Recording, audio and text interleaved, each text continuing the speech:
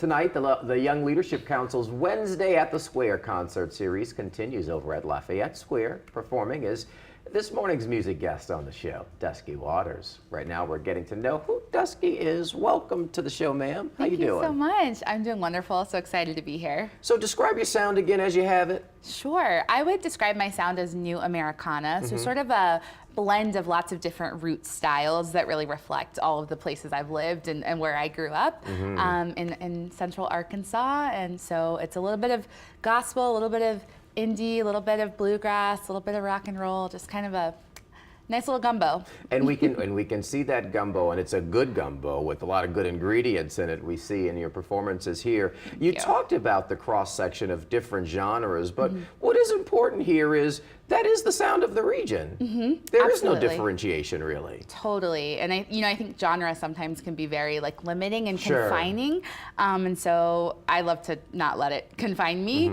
and just try to play with sounds that feel deeply rooted in who I am and my experiences, but also feel sometimes a little experimental and just convey whatever emotion I'm going for in a song. Where'd you start playing?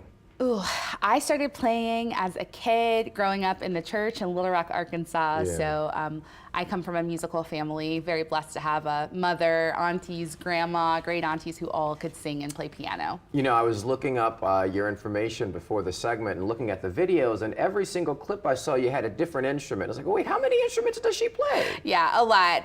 I kind of can't keep still, so I have to keep picking something up. So primarily banjo, which I love because it's an instrument of African origin, and to me it's like this very connected instrument to Black history. So I love the banjo, but also guitar, accordion, little piano here and again, some percussion.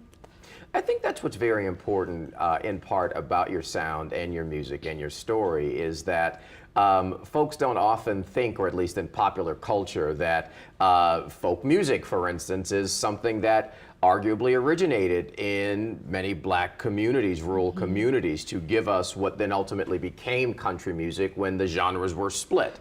Absolutely, yes. So historically we've seen a concerted effort to sort of categorize and define and separate people. And the purpose of that was just to make money and sell records, right? Yeah, because it was the industry that did it. Exactly. But we know that the heart of American music really comes from the melting pot that is American. Right. So it is African influence, it is Celtic influenced, it is native sounds. So I think there's a lot of work being done right now to sort of uncover that untold history and really ensure that all Americans feel that they have a part in folk and Americana and country music because it was created by Black folk and many other folk. Yeah. So we're excited to tell that story. Yeah, thank you for sharing that story, and we'll see more of that story tonight at Wednesdays at the Square, but you'll also be performing throughout the weekend. Yes, so coming up tomorrow night at the Broadside, I will be performing in a series called Southern Nights. It is presented by Black Americana Fest, and it's a series celebrating women songwriters in Americana. And then on Saturday, I'll be at French Quarter Fest at the BK House stage at 3:30 p.m.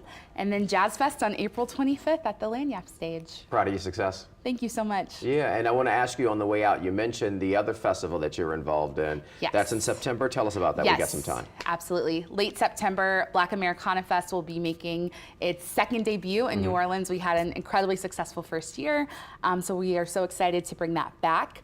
We will be announcing our headliners actually this Friday, so you can tune in and follow us at Black Americana Fest on Instagram and all the socials. Okay.